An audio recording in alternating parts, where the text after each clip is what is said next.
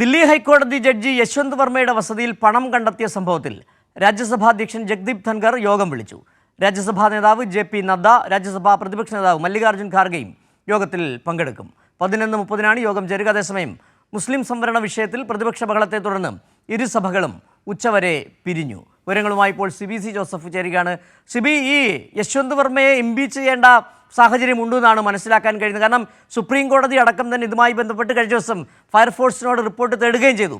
ഏതായാലും ഇംപീച്ച്മെൻറ്റിലേക്ക് പോകുന്ന ഒരു സാഹചര്യത്തിലേക്ക് വരുന്നു എന്നാണ് നമുക്ക് മനസ്സിലാക്കാൻ കഴിയുന്നത്. ഒപ്പം തന്നെ പാർലമെൻറ്റിൽ നിന്ന് നടന്ന ഈ മുസ്ലിം സംവരണ വിഷയവുമായി ബന്ധപ്പെട്ട ഇരുസഭകളിലും ഭരണപക്ഷവും പ്രതിപക്ഷവും ഏറ്റുമുട്ടിയ വിഷയം കൂടിയുണ്ടല്ലോ. എന്തൊക്കെയാണ് സമഗ്രമായ വിവരങ്ങൾ?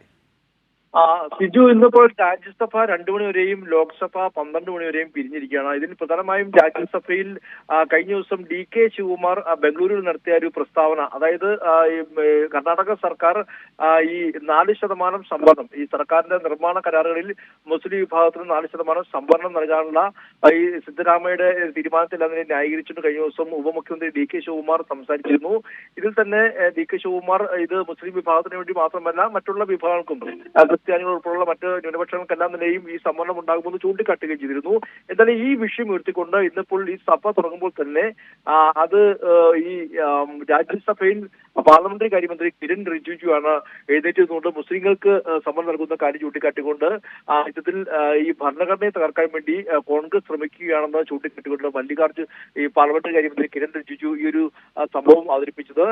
മുസ്ലിങ്ങൾക്ക് സംവരണം നൽകാൻ വേണ്ടി ഭരണഘടന തന്നെ മാറ്റുകയാണ് DK ശിവകുമാർ എന്ന് അദ്ദേഹം ആരോപിച്ചു.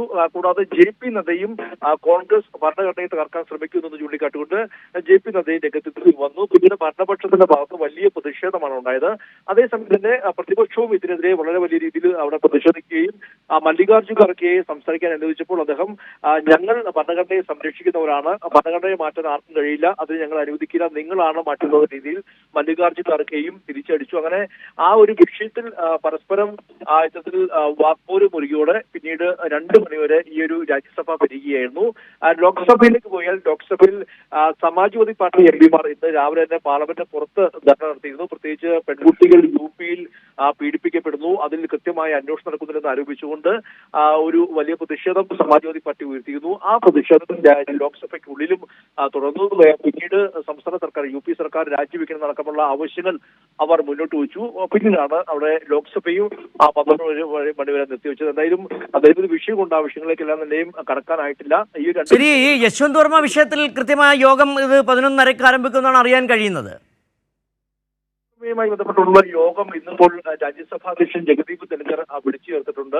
ഇതിൽ പ്രധാനമായും ഇരു സഭകക്ഷി നേതാക്കൾ പ്രത്യേകിച്ച് JP നദ്ദയും കൂടാതെ മല്ലികാർജ്ജുൻ ഖാർഗെയും ഉൾപ്പെടുത്തിക്കൊണ്ടുള്ള യോഗമാണ് ഇതിൽ നടക്കാൻ പോകുന്നത്. കഴിഞ്ഞ ദിവസം ശരി, ഏതായാലും യശ്വന്ത് വർമ്മ വിഷയത്തിൽ രാജ്യസഭാ ചെയർമാൻ വിളിച്ചു ചേർത്ത യോഗം അല്പസമയത്തിനകം തന്നെ ആരംഭിക്കുമെന്നുള്ള വിവരങ്ങൾ കൂടിയാണ് CBC ജോസഫ് പങ്കുവച്ചത്.